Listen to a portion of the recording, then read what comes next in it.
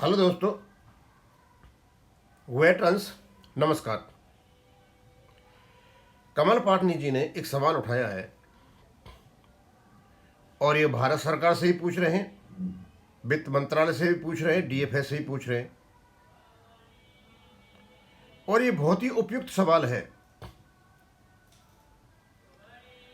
कि जो हमें कंट्रोल करने वाले, हमें रेगुलेट करने वाले जो डीएफएस में बैठे हुए हैं, वित्त मंत्रालय में बैठे हुए हैं, और वहां जो कर्मचारी हैं उनका पेंशन अपडेशन क्यों होता है और हमारा क्यों नहीं? क्या यहां कर्मचारियों में समानता नहीं है? क्या जीवन का जो गर्मा है आर्टिकल 21 उन पर लागू होता है, बैंक पेंशन पर लागू नहीं होता? क्या आर्टिकल 14 बैंक पेंशन पर लागू नहीं होता? क्या आर्टिकल 300A बैंक पेंशन पर लागू नहीं होता? तो हम पर रेगुलेट करने वाले जो लोग हैं और जिनको ये रेगुलेट कर रहे हैं उनके अधिकार अलग अलग कैसे हैं? इसी चीज को लेकर के इन्हें बहुत ही मार्मिक क्वेश्चन पूछा है। शायद हो सकता है ये बात उच्च पदों पर बैठे हुए अधिकारियों कानों में जाए और उनसे पूछा जाए कि आप में और हम में अंतर क्यों?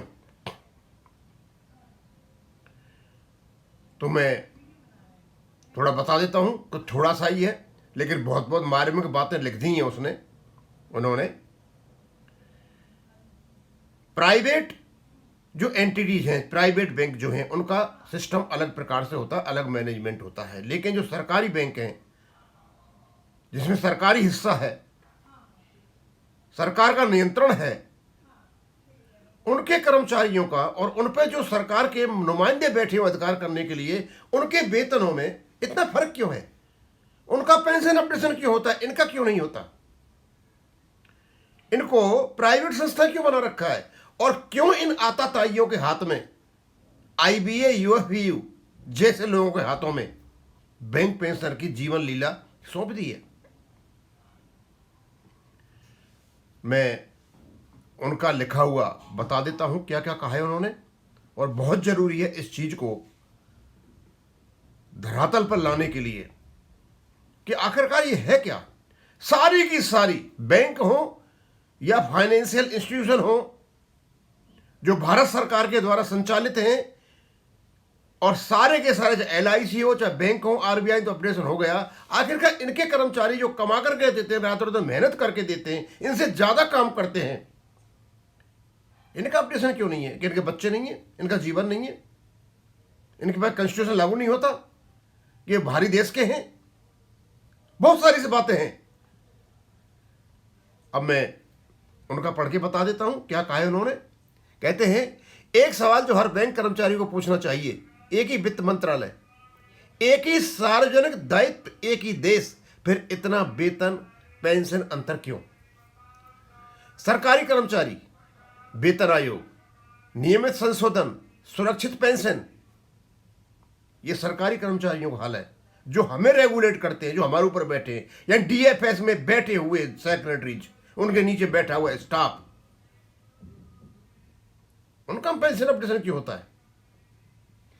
आरबीआई कर्मचारी, सरकार से अधिक वेतन, फैक्टर आधारित पेंशन अद्यतन। हम तो आरबीआई के भी नीचे आते हैं, जो सरकारी बैंक है उसके नीचे हम आते हैं, सारे के सारे काम उनके माध्यम से होते हैं, फिर उनका क्यों होता है, हमारा क्यों नहीं होता? हम डीएफएस के नीचे आते हैं, वहां के बैठे हुए सेक्रेटरीज का पेंशन अपडेशन होता है, आरबीआई के कर्मचारी का पेंशन अपडेशन होता है जिसके नीचे हम आते हैं, फिर हमारा क्यों नहीं होता? पूर्ण गर्मा, एलआईसी कर्मचारी, बेहतर वेतन संरचना, बैंक कर्मचारी से बेहतर पेंशन। बैंक कर्मचारी, न वेतन आयोग, न आरबीआई पैटर्न, न एलआईसी सुरक्षा, सबसे अधिक कार्य दबाव। सवाल सीधा है, जब सब वित्त मंत्रालय के अधीन है तो बैंक कर्मचारियों के साथ बैंक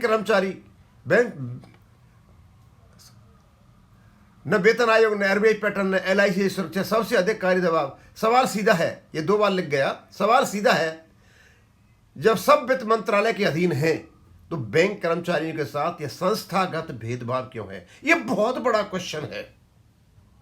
एक ही देश में रहते हैं, एक ही देश के नागरिक हैं, समान अधिकार हैं, समान कॉन्स्टिट्यूशन लागू होता है, कार्य बहुत अधिक है, कार्य ज्यादा करना पड़ता है, लेकिन इनके बीच में मिलने वाले फायदे के अंतर क्यों है?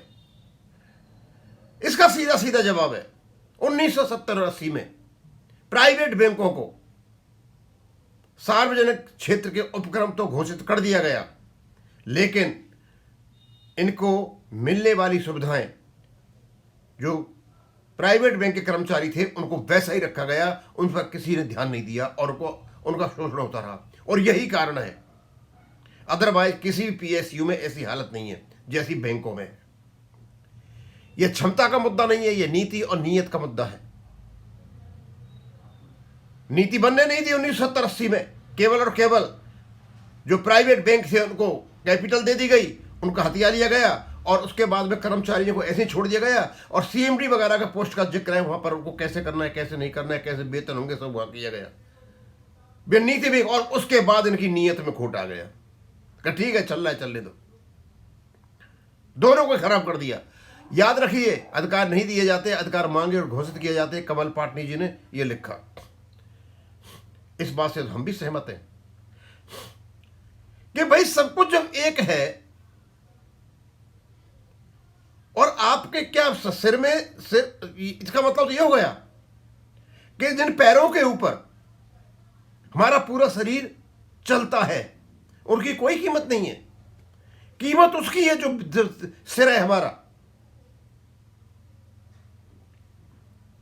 तो सिर बैठा हुआ है जो संचालित कर रहा है उसकी कीमत है, लेकिन सिर जिस पर बैठा हुआ है, जिन पैरों पर बैठा हुआ है, उसकी कोई कीमत नहीं है। कमाल का तर्क है, कमाल का विसंगति है।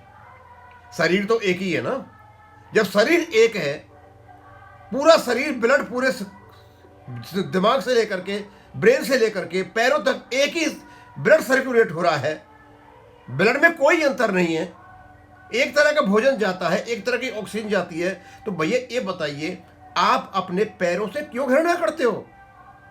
चल तो इसी पर रहे हो ना, जिसके सहारे चले, तुमको जिसे सहारा दिया, आगे बढ़ाया, तुम्हारे लिए कमाया, वही आज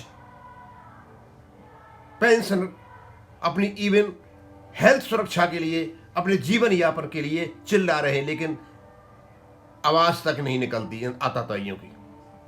अब मैं ज्यादा नहीं कहूंगा, यहीं खत्म करूंगा। थैंक यू, धन्यवाद।